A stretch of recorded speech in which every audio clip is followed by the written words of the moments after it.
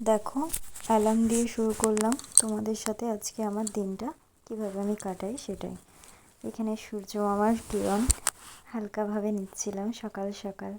তারপর as usual brush করে নিয়ে আমার এই রাত্রে ভেজানো মেথি ভেজা কিশমিশ সিডসের জলচা আমি একটু ঝাঁকড়ে নিয়ে তারপর এটা খেয়ে নিই। সকালের দিকটা এটা খেলে পরে খুব ফ্রেশ লাগে, ল্যাদ ব্যাপারটা যেটা থাকে সেটা কেটে যায়। তারপর আমি ছাদে উঠে গেছি।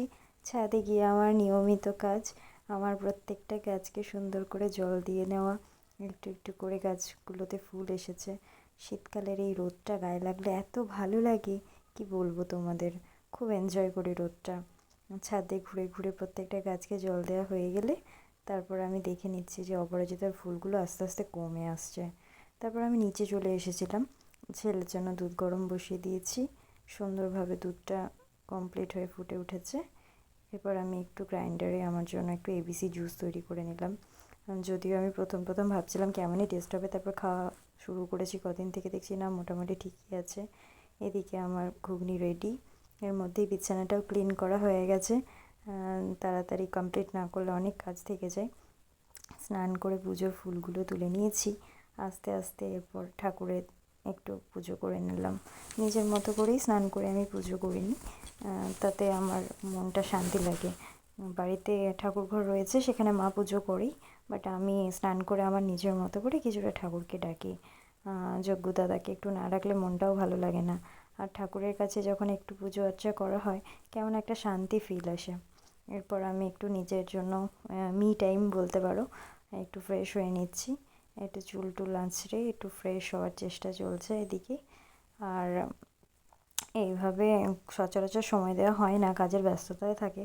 তাও মাঝে মাঝে যখন সময় পাই তখন চেষ্টা করি একটু রুটিন ক্লিন আপ যেটা করার সেটা করে নিতে। একটু ফেস ওয়াশ দিয়ে একটু ক্লিনজার দিয়ে মুখটাকে ক্লিন করে নিয়ে তারপরে নিয়মিত একটু বেসিক রুটিন অনুযায়ী একটু রেডি হওয়া আর কি। তারপরে আমি রান্না বসিয়ে দিয়েছিলাম। মাটন ছিল যেহেতু, তার জন্য দেরি করিনি। কষিয়ে সবটাই করে নিয়ে তার সাথে একটু ঘুগনিও বানিয়েছিলাম নিরামিষে। তারপর আমি লাঞ্চ করে নিচ্ছি। দেখো, এই দেখো ছেলে স্কুল থেকে ফিরে বড় একটা স্মাইল দিচ্ছে মেডেল নিয়ে।